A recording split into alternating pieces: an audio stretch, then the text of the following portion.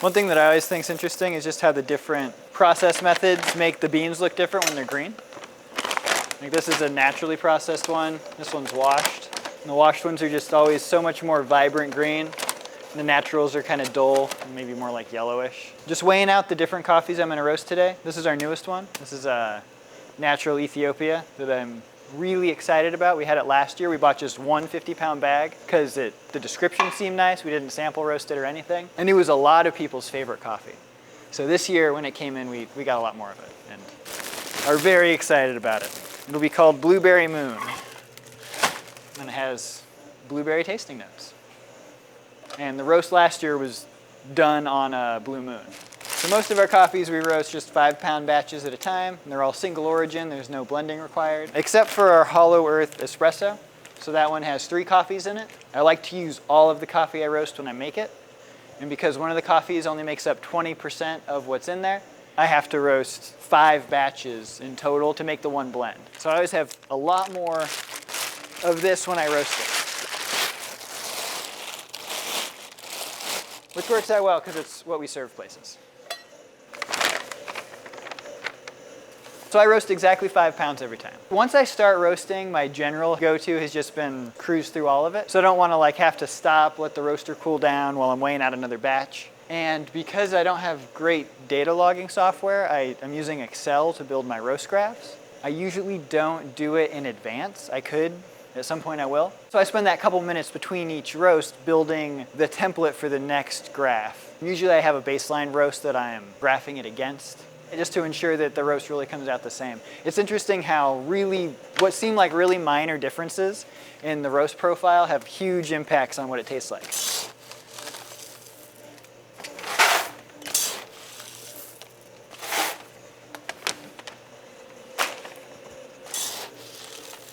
So consistency matters a lot to me, so that's why I always graph all those things, why the starting weight, it has to be really precise.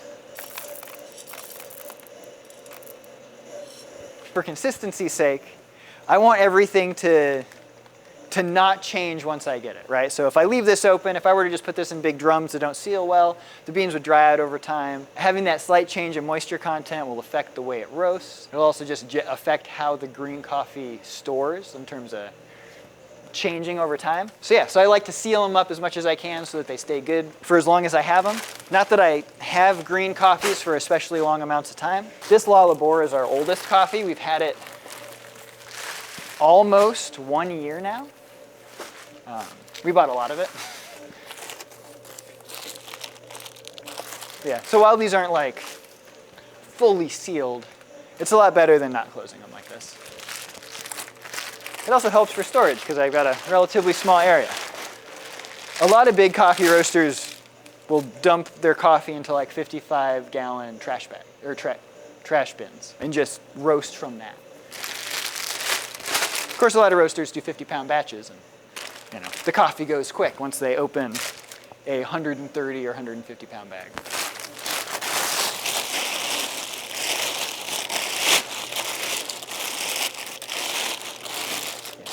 This is our only direct trade coffee, which we think is really awesome. So Finca La Labor is in Guatemala. It's actually within Guatemala City.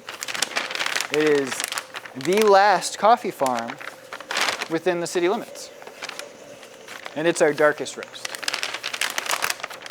which a lot of people think is weird for Guatemala or Guatemalan bean. We've roasted this one so many times. The roast we settled at is really where we think it is the best. The roaster kind of needs to be loaded with the same amount of total thermal energy, right? So that you get the same roast every time. Otherwise, your first roasts are going to be different than your later roasts, and it makes consistency really difficult. So we go through a pretty slow warm-up process.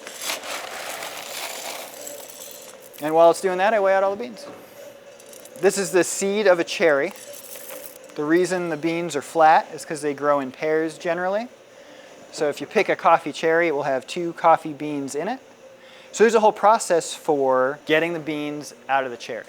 The different ways that that's done go into the different processing methods that you'll hear about for coffee. There's naturally processed, which historically has been my favorite. It's one of the original ways. The more modern ways that it's done, though, are much more precise and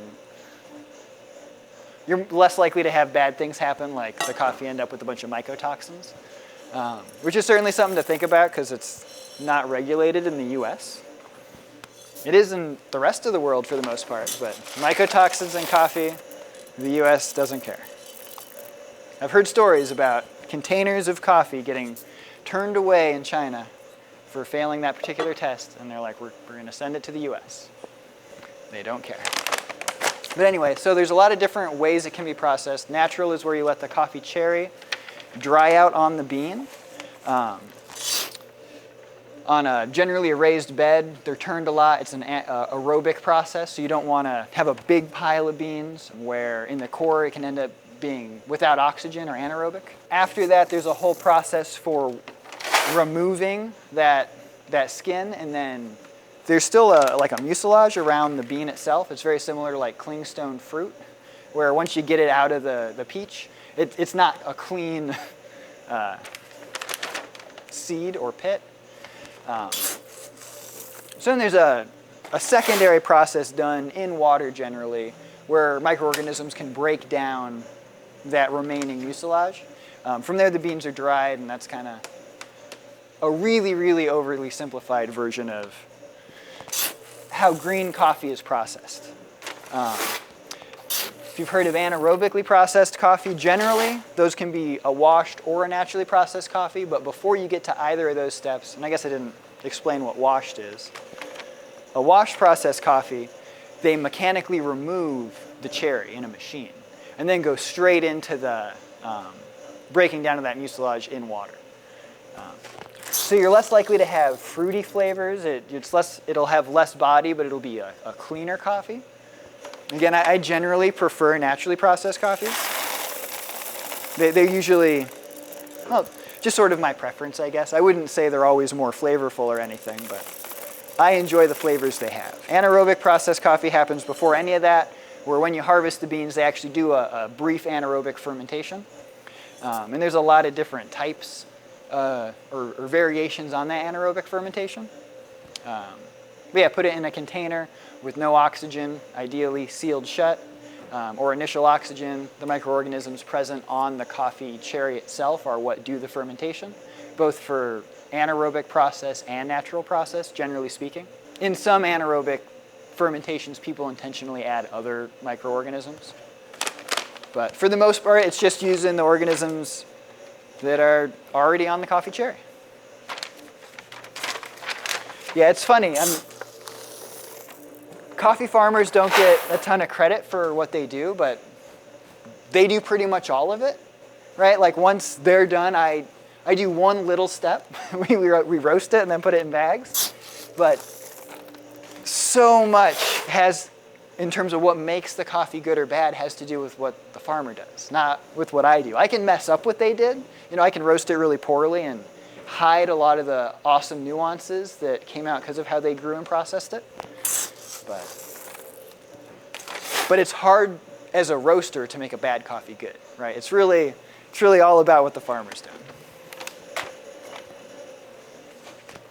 You can roast it really, really dark, and then it'll just taste roasty, and you'll hide most of the coffee flavors. And there's a handful of companies that do that. The upside is it's easy to have a consistent flavor, kind of regardless of what your bean is. The downside is it mostly tastes like, it's just a roasty or potentially ashy cup, and yeah, doesn't highlight any of the actual good coffee flavors.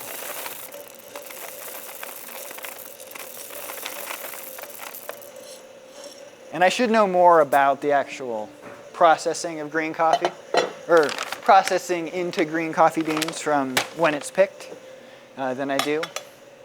So coffee originated in Ethiopia. It's since been spread, throughout the whole world. But originally, a lot of European countries, I want to say like the Dutch and the French, really started like exporting coffee out of Ethiopia into Europe. But they really wanted to maintain their monopoly and not let other people grow coffee. So there were export rules saying all the beans had to be boiled before they left the country so that nobody could actually plant these seeds and grow their own coffee. Most of the coffee that's available in countries outside of Africa are all descendants from literally one handful of coffee that a Dutch person smuggled out in the 1500s. I believe it was 1500s, somewhere around there. And at the time, doing so, I believe the penalty was death. Like, you could get killed for smuggling out unboiled coffee. But he did it. Those beans have been spread all over the world. And that is also why people say that 95% of the genetic diversity for coffee is in Ethiopia. It's because most of the coffee in the rest of the world is all bred from a tiny handful of beans. Like in Ethiopia, while a lot of the varieties have names, many don't, and it's just heirloom for the region you're in. Generally speaking, the Ethiopian coffees we get, that's the extent of the distinction we get, is heirloom, and we know the region. And generally those native heirloom plants in that region have particular flavor attributes. But yeah, still not like a specific variety. And they're always coming out with new varieties of coffee too. So there are people there's a whole world of coffee breeding, which is really interesting. I am so excited for this coffee. This is an anaerobic process, followed by natural process Ethiopian coffee. Very excited. Often called the mushroom of the gods, lion's mane has a long history of medicinal use. This popular nootropic has been shown to enhance focus and increase cognition, helping you feel more productive and accomplished. Research studies have also shown that lion's mane is neuroprotective, giving you peace of mind as you power through your day. Try lion's mane and experience the mental clarity and productivity boost you've been missing.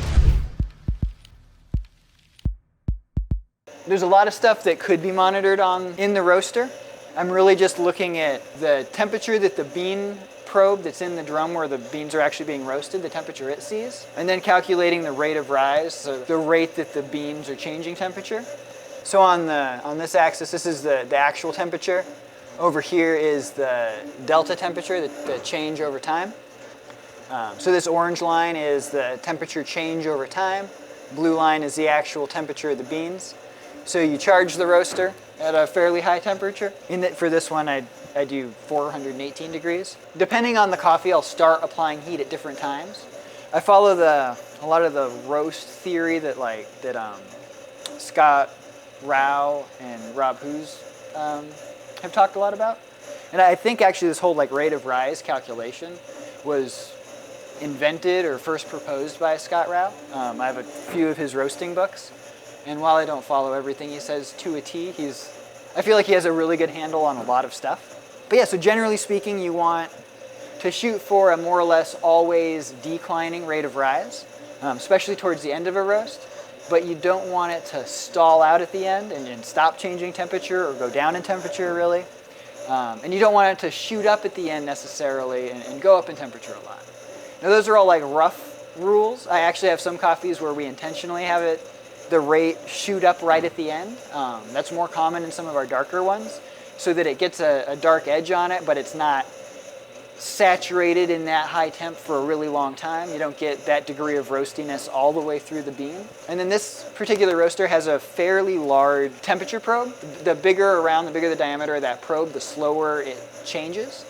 And so my roast curves lag a little bit in general. I don't usually see the peak rate of rise until 4 minutes or 6 minutes into a roast. You can kind of see that here on this graph, right, where it doesn't shoot up and then just go down. It's kind of a slow up followed by a decline. This Lullaby we've been roasting the longest, so I don't actually even compare it to a template roast anymore. We just do it. All the others I always compare to a template roast. And it'll be so nice someday when I have a program that does all this for me and I don't have to do it. At some point I will be using a roaster where all of that is logged and not manually input by me. In this instance, this computer makes its own graph, but there's no way that I'm aware of at least to get the data out of this graph. So every 30 seconds I record the temperature as well as any changes I'm doing in terms of the gas setting or the airflow rate, which are really the two key parameters on this roaster that I can change. And it's not even airflow rate, it's more where is the air flowing from in terms of all the air being through the drum that the beans are being roasted in versus more of the air being pulled through this cooling bin so that there's not a lot of airflow in the drum. Generally speaking, I start with low airflow in the drum and end with high airflow in the drum. So I will input numbers every 30 seconds, try to see if a roast is going as expected. Again, this type of roaster doesn't have really fine control. So when I make a change in a heat setting, you won't see it for 30 or more seconds. So once things start to be off, it's hard to correct for it. But also because I only lease time on this roaster, sometimes some of the actual conditions of the roaster will change in the week while I haven't roasted. Especially if I'm doing multiple batches of a coffee. That first roast, if it's slightly different than what I was expecting, and if it's more than slight, we don't sell it. We always save each batch and cup them, so even if it seemed like it was okay but it tastes off, we won't sell it. But it can be helpful for knowing what to expect on the following batches of that coffee or the following batches in general. I actually always do my first roast with our least finicky bean. And our least finicky bean is that La Labor from Guatemala. It is our darkest. It is the one where slight variations will be noticed the least. Whereas on our lightest coffees, the variations are much more noticeable. So I always warm up the roaster with that bean. I got into roasting coffee because someone bought me some green coffee beans and we roasted it in a frying pan in our kitchen. Right? And like halfway through that, we realized it was a bad idea. This is the kitchen filled with smoke. But we stuck with it. And, and we enjoyed drinking that coffee. That was a lot of fun to do. I mean, that was by no means a good roast or an easily reproducible roast, but it was a lot of fun. At this point, we dial in a roast and then really look for extreme replication of that roast we want to make. But we didn't start there. And roasting coffee is a ton of fun even before we got to that point. And yeah, so like for me, went from a frying pan to an air popcorn popper, and eventually to a home roaster, which is really just like a glorified toaster oven. Now on to this. And with each step, we have, more utensils to get more information from what we're doing so that we can make it more consistent. That is called first crack. And that sound is from the beans breaking open so that the water in them can escape as water vapor. So technically, once this process starts, people say, this is now roasted coffee. So starting as early as right now, we can say this coffee is done. In terms of the temperature the beans are at right now, we do have some coffees that are actually lighter than this. The development or temperature curve looks different. So they spend more time in those final temperatures than this one does, which moves through these current temperatures a little quicker. So like I could watch the beans, and there are a lot of people that use different bean metrics, but I generally don't. On the first roast, I pay more attention to the bean or to what I'm able to see through this viewfinder.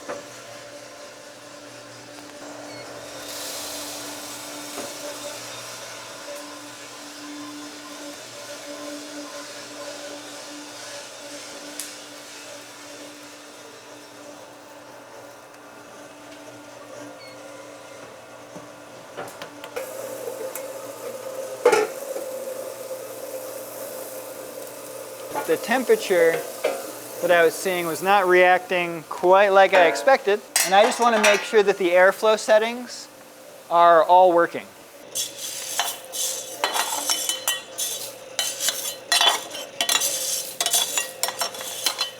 So these beans are now in the cooling bin. The roaster's pulling air down through them to cool them off and then out through the roaster system. So I usually try to even it out a little so you don't get hot spots and cold spots. So this sensor is supposed to stop this arm. It has 3 positions where it's on this side of the sensor, directly over the sensor, and then past the sensor.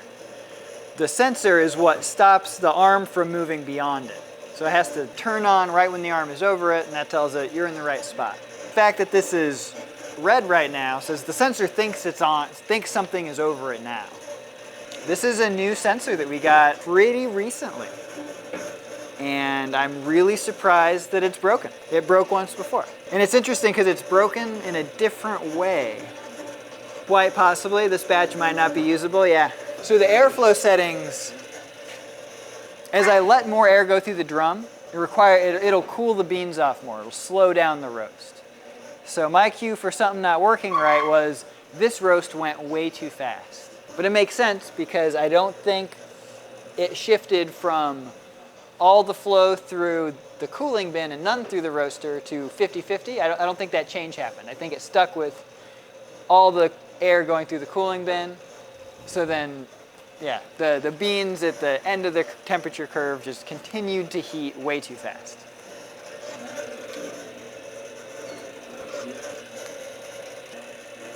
Yeah, that is a bummer. I will not be able to finish the roasting. So we're gonna brew some coffee in a French press. First step is grinding it at the right size.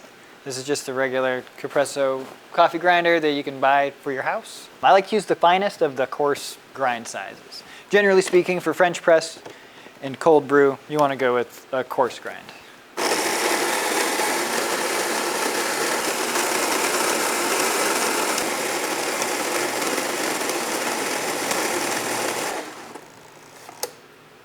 For any new coffee I brew, I always start with a water to coffee ratio of 16:1 by weight.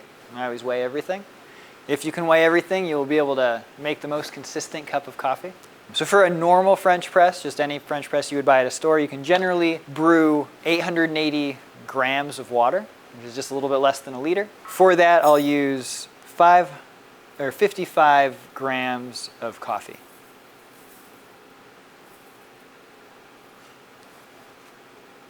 I always like to use water that's 200 degrees Fahrenheit. Some people like to go up to 205 or as low as 195. I feel like 200 is the perfect starting temperature to use. Increased temperatures will extract more, lower temperatures will extract less. So I target a total brew time in a French press of 5 minutes.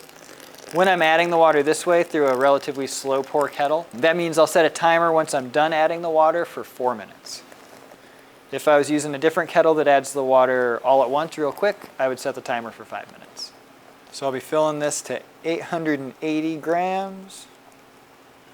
And usually about halfway through, I'll stop and just kind of swirl the coffee, make sure all the grounds are saturated. And now set a timer for 4 minutes. Floral is a whole other flavor category that you can get out of coffee. The most prominent ones I taste are usually lavender. Chamomile is common. I personally don't taste that a lot. Yeah, and I feel like the floral notes are most prominent in washed Ethiopian coffees. They certainly exist in other coffees. Geisha is another variety that really can be grown in a lot of different regions of the world that has very prominent floral notes as well. And orange blossom certainly, falls into that floral category. Yeah, and people certainly pick up tea notes. There can be like green flavor attributes or vegetal flavor attributes. And rose is actually a flavor that some people report on their coffees. Roses, I mean, really, if you can think of the flower, I'm sure someone has identified that as a nuanced flavor in a coffee. All right, time to press the coffee. You don't want to do this really fast. That extra pressure will extract more out of the coffee, generally in a bad way. And even though all the grounds are compact down in the bottom of the French press now, it will continue to extract to some degree. So if you have a carafe or another vessel you can put your coffee into after you're brewing, that's the ideal situation. Of course, if you don't, leaving it in the French press will work, and a lot of people do that.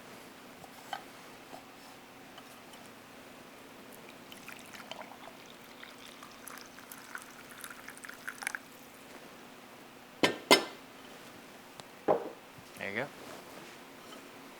So we're going to make a pour over in a Chemex, which is different than a pour over in like a V60 or a single cup pour over.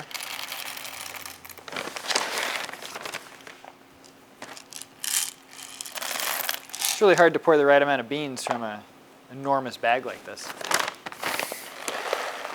Going for 40 grams.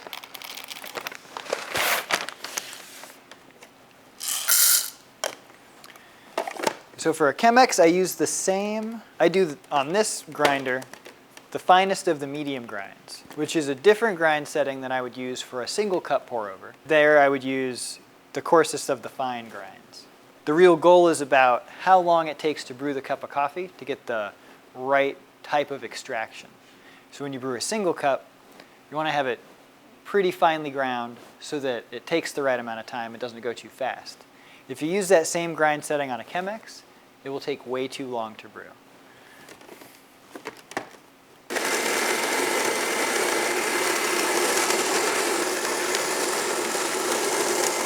While the coffee's grinding, you can wet out your filter.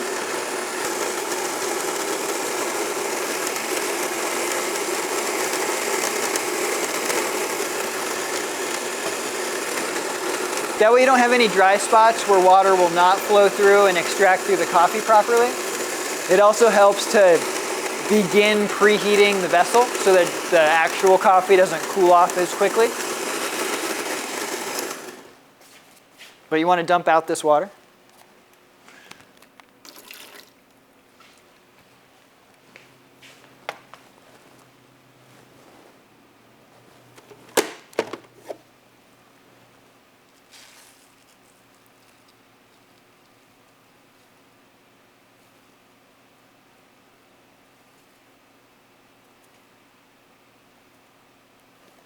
So weigh the beans before you grind them. If you want to double check, you can weigh them again afterwards.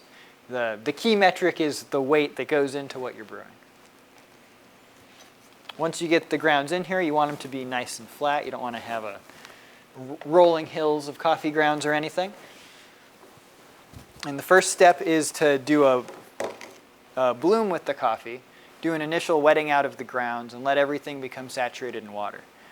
General rule of thumb is to use 3 times the mass of water as the mass of beans you have. So we're going to be brewing 40 grams of coffee into 640 grams of water total.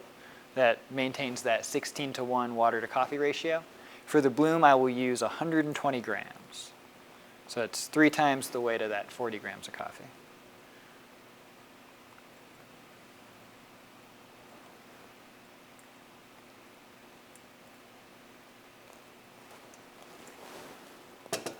Once that's in there, I let it sit like this for 45 seconds. And this is something I recommend you do with a timer if you really want to be precise. The bloom will actually give you a sweeter coffee. It'll give you a better extraction. So what's happening now is all the grounds are becoming saturated with that initial water, and there's some initial off-gassing that is happening from the beans. If you look at this, they've really puffed up. That is not the amount of space these beans take up in the Chemex. Once I add water, you'll see how it goes right back down.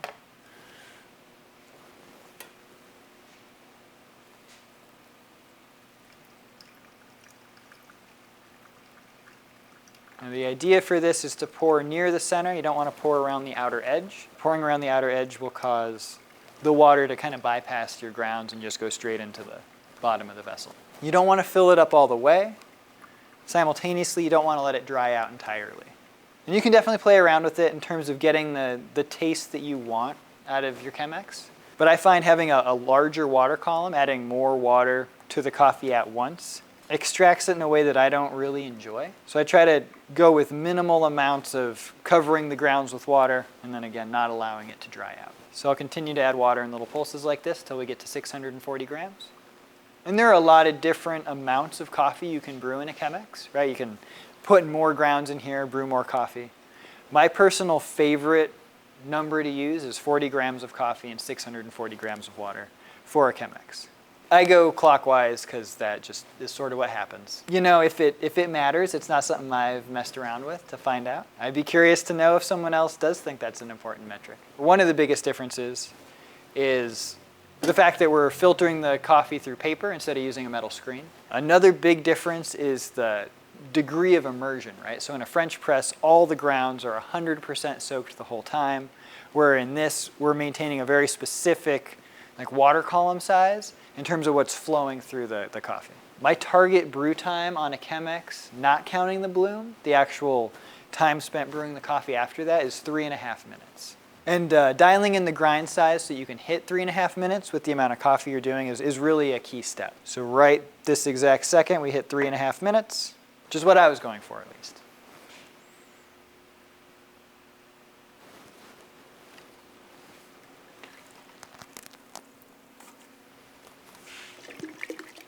I generally give the coffee a little swirl before I pour it out.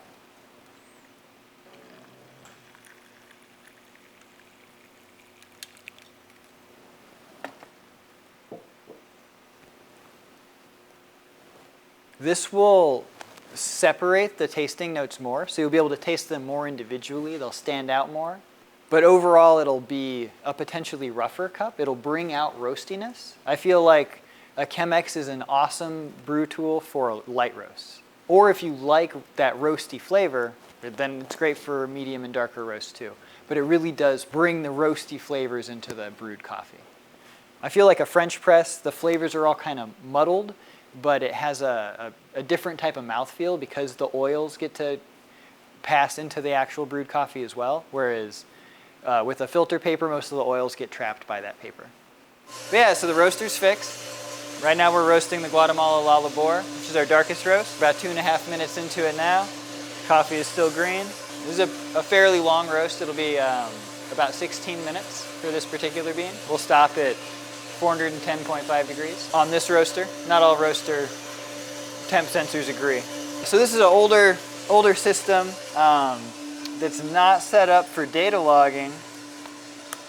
So instead of it feeding a program that generates my roast curve graphs for me, I enter the data every 30 seconds into an Excel file. So I control the roaster from this console here, and this is how I record all the information for QC and being able to actually replicate roasts. I lease this roaster from Higher Grounds. I pay per pound that I roast. It's a really awesome arrangement. Works out well for both of us. So roasters are really, really expensive relative to what they make. So this is a small roaster. I roast 5 pounds at a time on it. A used roaster like this is like $15,000. Margins in coffee are pretty small, so it really take a long time to pay that off. And it also requires a commercial space to operate it in. So having no roaster or space for the roaster, leasing really worked out well. Initially, we thought maybe at some point we'd buy a roaster and operate it out of our house. The more I learn about all of this, the less likely I think that actually is, that we'll be able to get the right permitting for a bigger roaster on a residence. It certainly makes a lot of smell. It's a weird smell. It doesn't smell like coffee. I used to not really like it a lot. I'm pretty fond of it now because it represents roasting coffee to me. I actually smelled it down in downtown Mesa on Saturday. I'm not sure where it was coming from, but it was like, oh, somebody's roasting coffee somewhere. This is awesome. But no, it's kind of a weird smell. It's sort of like burnt popcorn. Later, I'll show you what comes off of the beans, the chaff, when you're roasting. And I think a lot of the smell is from that. The smell reminds me more of that than of roasted coffee itself. So everything's controlled on this actual console. This computer is really just for record keeping and note taking. And in terms of what I'm controlling here on this console, there's only a couple of parameters on the roaster that I have control over. I adjust the burner output, right? The amount of gas used, so how much heat's going into it. And then it has one constant airflow, but I can direct that airflow either through this cooling bin, 50-50 through the cooling bin and through the roaster, or all the way through the roaster. So I start off all the way through the cooling bin, and as the roast progresses, transition to more airflow through the drum. It's easy to get into home roasting though, right? Because you can do that on anything. I mean, you can really do it with a frying pan. You can get a $30 popcorn popper and use that. The home roaster I used for my sample roasting was about $400. So again, as a hobby, it's something you can really get into pretty easily. So the catch for us is we want to be able to sell out of state, and the cottage laws restrict you from being able to do that. So we have a web-based store, so we need to roast in a commercial facility. If we were only selling in-state, we could roast this at our house. We could say it was roasted at a residence, and that would work out great. For us, the big driver for this was being able to sell out of state. Otherwise, we could potentially have a smaller roaster on our property. And we certainly approached it, we really wanted to be in front of that ball with all those legal things. A lot of people will sometimes walk into these things and be behind the ball and kind of learn about them as they get strikes against them, or as regulatory agencies say, hey, you can't do that. You can't sell your coffee like this, or whatever it might be. So we definitely wanted it to go smoothly for us. We didn't want to be restrained to just Arizona. On this roaster, with this bean, when the coffee gets to about 378, this starts. So it's the sound of the beans actually cracking open as moisture escapes. So there's a first crack and there's also a second crack. They have very different sounds. This one's a little louder and more distinct. Second crack is a lighter, faster sound. We don't actually have any coffees that are roasted dark enough to enter second crack. A second crack is really when the bean starts breaking down. It's when a lot of the oils end up being freed and accumulate on the outside of the bean. And it can happen before that point as well, but it's really prevalent if you go beyond second crack. Yeah, on this roaster, I have never taken a coffee into second crack. I've only done that with the home roaster. But I have no real desire to either. I mean, I just don't think that would make for a very good cup of coffee. Some people love that, so it just depends on what you're going for. So as you roast, the nuanced flavor of the coffee bean itself will start to be eclipsed by just a general roastiness. So for consistency, roasting dark is certainly easier. Even if you have to change beans, you can still a lot of times get a pretty similar flavor profile because the key flavors are more roasty, roast-based versus bean origin-based. We really like to focus on highlighting those nuanced flavors for the actual beans themselves, which is why we don't roast that dark. For example, on our darker end, like with this coffee, it is roasted dark enough that it meets what people are looking for if they like a dark coffee, but it's not burnt and bitter, it's really smooth. That's generally the comment people have to say about this. But simultaneously, there are people who try our darkest coffee and say, that's not dark enough for me. Well, I love surprising people with the flavors of coffee, right? I love it when someone tries something and, well, I mean, if they just love it, if it's just a really pleasing taste, that's great, and I think that's pretty common with most coffees. But then if you can really get into some like nuanced, specific flavors, right, like berry notes or floral notes, the glorious name, the trier. Yeah, I don't use it very often. Sometimes when I'm first developing a roast, I will a little bit just to check the beans, see how they smell or seem to me. It introduces a new path for cool air to come in, so it adds inconsistency. If you don't sample a coffee at the exact same point every time, I'm gonna drop this one now.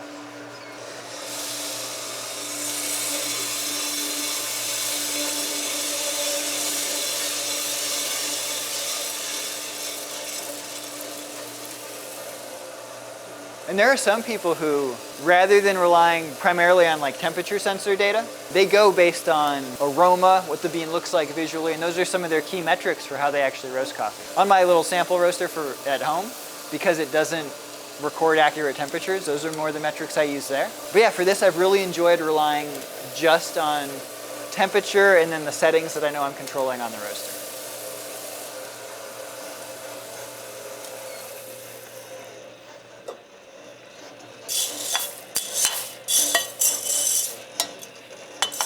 So the air is all flowing through the cooling bin now.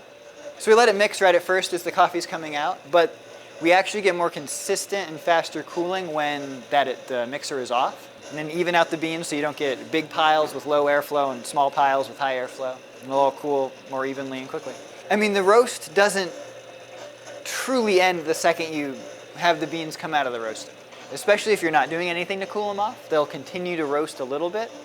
The faster you can cool the beans after they come out of the roaster, the more the data you get from the roaster will be representative of what your roast really is. Again, so it's just another spot where there could be more variation if you're not cooling it consistently. So right now I'm combining my ideal roast for this Uganda, Sippy Falls Natural Coffee, with the upcoming roast. Right now the template is my last roast. So as you can see, there's a very slight difference between my last roast and the baseline roast, or what I'm going for.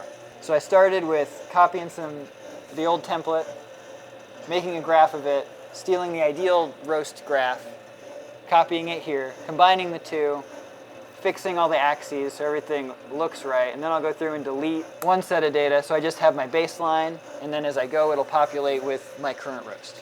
Here we've got the actual bean sensor temp, which is the gray, and then the yellow line is the rate of rise. And this is the type of curve that we're shooting for, where it peaks relatively early and then we have a continuous decline after that point. And it depends on the coffee and your philosophy for how coffee should be roasted. On lighter roasts, a lot of this is, I think, much more important than on darker. With some of our darker roasts, even though with a light roast it's generally discouraged to have like an increase in the rate of rise right at the end, because it adds roastiness to that coffee. For a darker roast, when I do that, it makes it so that the coffee can spend some time in that higher temp, but not nearly as much, right? So it's almost like a base of a lighter roast with sort of like a quick glistening of a darker roast over the top. That's kind of a terrible way to describe it, but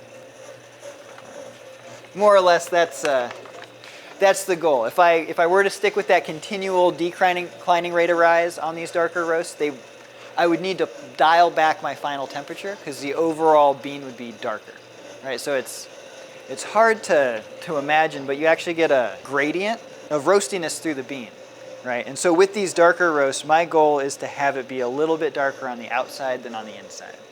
Whereas on our light roasts, I want it to be even all the way through. So you don't want a light roast on the outside and a really light roast on the inside.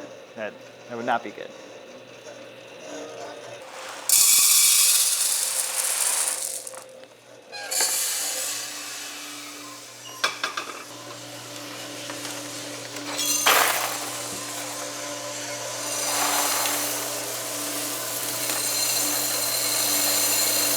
The buttons for turning this agitator on and dropping the roast you're doing are right next to each other. And it has happened before where I hit the wrong button, and that's awful. Very careful now. The right spot. Started at 5 pounds. It'll probably be, for this bean, 4 pounds, 3.2 ounces when it's done. Yeah, so that's another metric that I look at when I do roast, is I always have starting and ending weights of all the roasts so I can, well, and it's just another good metric for consistency. The weight loss should always be the same if it's the same roast. And there are other things people do to really get into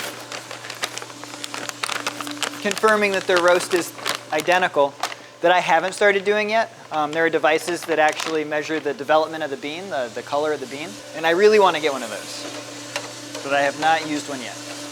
We have an anaerobic Costa Rican coffee though that I'm pretty sure people are going to think we added stuff to, because it is weirdly flavorful. The notes of cinnamon and baking spices are pronounced to the point where it's almost like someone added cinnamon to the anaerobic fermentation.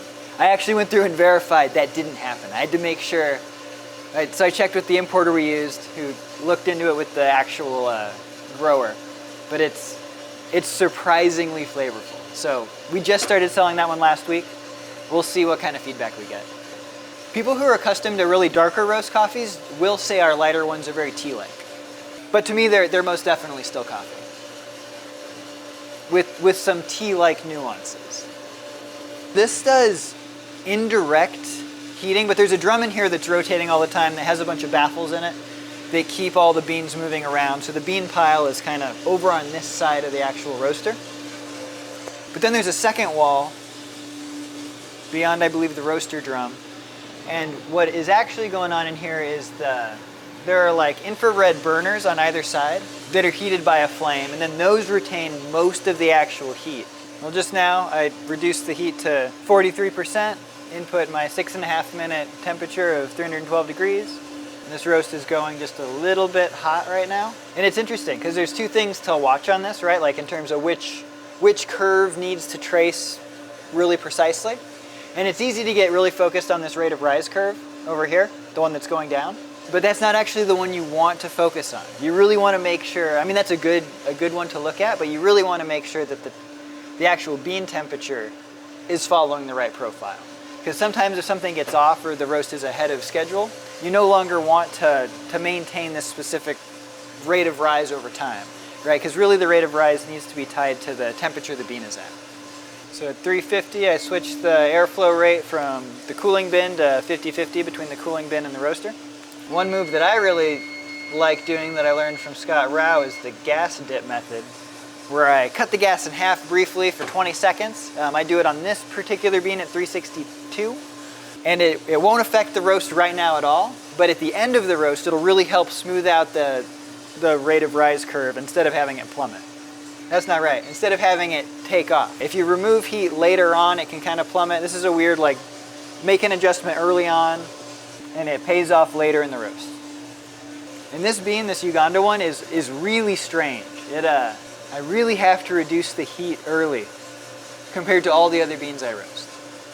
It just holds onto the heat as it goes into first crack. Yeah, so I can tell this one's the Uganda. This one smells like strawberries already to me. I mean, not a lot, but yeah, I can for sure tell that's which bean this is.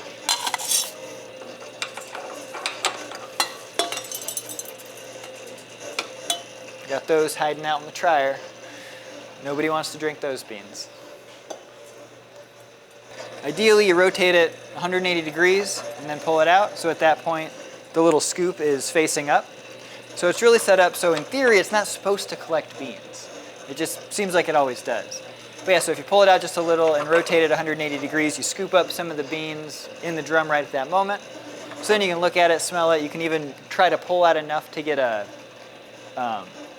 enough to actually cup it. So some people will do that as they're developing roasts, is they'll just cruise into second crack, but the whole time, every 10 or 15 seconds, pull a bunch of samples to see what the coffee tastes like throughout the roast spectrum. There are people who will base everything on what the beans look like and what they smell like, and they will. So some people do it as it's a really sensory thing for doing the roast. I rely on the temperature data instead. I haven't personally hung out and roasted with someone who does that. I've read about it, heard about it a good bit. And that goes back to some of the older coffee roasting methodologies, right? I mean, originally you didn't have all the fancy data logging capabilities, so it was just keep an eye on what it looks like. It was, more similar to maybe how you would bake a cake at your house, right? Checking on it a lot, seeing if it's done, if it smells like what you want it to smell like. It's a bad analogy, I'm not a baker. That's how I would bake a cake.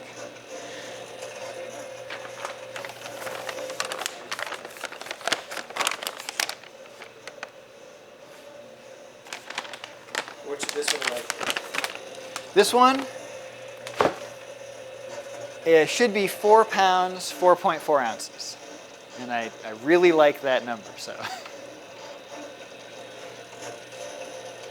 And this is the Uganda magic. That's actually what I call it in my spreadsheet. I think that's super accurate if you've had this particular coffee. I mean, we just roast it. The people who grew this is an amazing coffee. If we had to carry only one coffee, this would be it.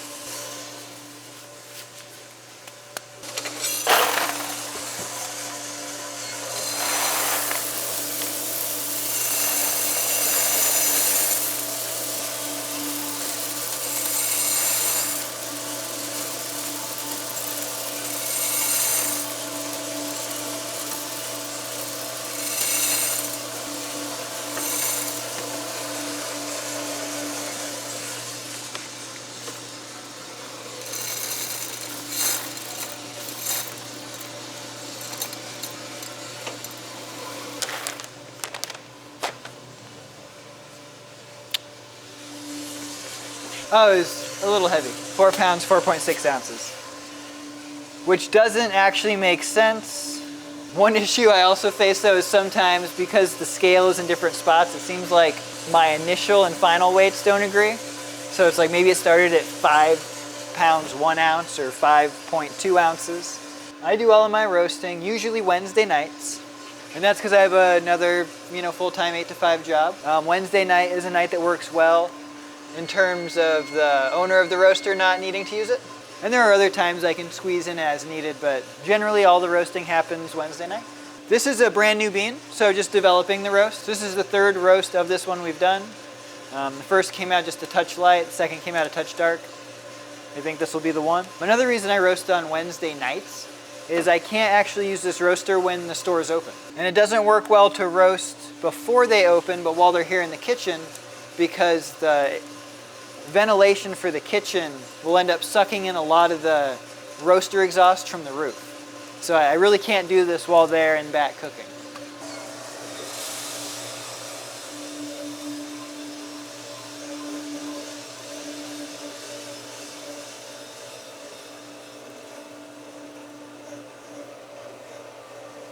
This one worked out. This is what I was going for. So, not as dark as the last one. More developed and a little darker than the first one. I both enjoy developing a new roast and I enjoy precision. So I like just the game of, replicating the one once I have it. So maybe someday this won't be fun, but for now I still really like it. And it's really fun to share the coffees with people. I think if people didn't like it, or if I didn't ever interact with the people who drank it, it wouldn't be nearly as enjoyable. I guess I don't like being 100% electronic in my notes. So I usually write down, what our inventory looks like, what my plan is for what we need to roast.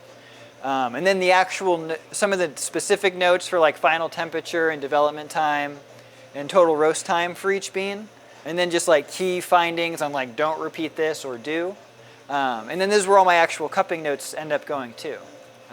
You caught me on the day where I have a brand new notebook. So this is page 1. We just filled up this one. So I have to have a physical notebook because of the cupping and things. I used to write down all the roast temperatures in the notebook too, but I just really prefer having the graphs. And at one point I was even trying like, I'll just print out the graphs and tape them in here. And I don't have time for that. That is, that sounds wonderful, but there's no way. So I just have 2 different things and I reference them both. And I still have so far to go in terms of learning to roast. So like, again, things like the Specialty Coffee Association does is they'll have roasting competition. You have to they give you a coffee to roast on a machine at the competition site. And it's like, you got 1 shot, go for it. We're gonna see who can roast the best coffee. And they'll send you a sample of the coffee so you can try roasting it once or twice on your machine where you roast. So that gets into that whole other level of like roasting experts, right? Where it's, they know all the different roasting machines and they can create the coffee they want on any of them, the first try. There's a long ways to go in terms of really understanding all this equipment and being able to do what you want every time.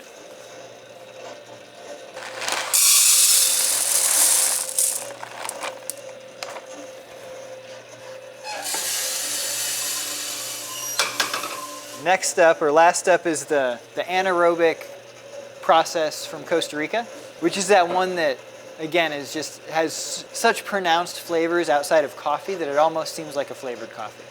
I sort of feel like coffee right now is going through what beer did, you know, a decade or a few decades ago. I feel like there's always more room. Granted, the roasters seem to be getting smaller and smaller, but I think that's really awesome. So there's, you know, a handful of local roasters. I love to drink all their coffees. And I'm really glad they all exist. I think it's a lot of fun to try other people's coffees. So from my point of view, there is a lot of room. I guess if your goal is world domination, you know, there's already a lot of really big coffee companies out there, so you got to really bring something unique if you're going to take over. But yeah, I think there's always space for more, and I think it's really fun. It's neat that the coffee roasting world is slowly becoming more and more collaborative, whereas before it was all super secretive. People didn't want to talk about how they roasted or share roast profiles or really get into the details of, you know, their personal beliefs on roasting theory. It was all like a hidden black box of this is our proprietary thing and we're not going to tell anybody about it. So I think it's really cool that, you know, that people are talking about it more openly. And I think that's an awesome way to do it. I think that even if you know exactly what you're doing, it can be difficult. So I don't think you need to hide your secrets per se. I think even if you're doing something that works really well, it's why not share that with other people and let them try to do that too. Really elevate, you know, all of the coffee if you really think what you're doing is the best way to do it. Thanks for watching. We hope you enjoy our documentaries as much as we enjoy making them. Unfortunately, many of our videos don't earn enough YouTube revenue to afford the cost of production. But if you like our content, the best thing you can do is directly support it on Patreon. Plus, you'll get access to behind-the-scenes vlogs and commentary. If you're looking for something more in return, go to paragraphic.io where you can buy our other products and services. Alternatively, you can shop our Amazon storefront for our favorite equipment recommendations. Also, check out Boca, where you can find beneficial supplements to optimize your productivity. We especially love the lion's mane and mushroom gummies. And finally, consider signing up to Multitude, a platform built for long-form content, where you and other content creators can share and monetize new videos every week.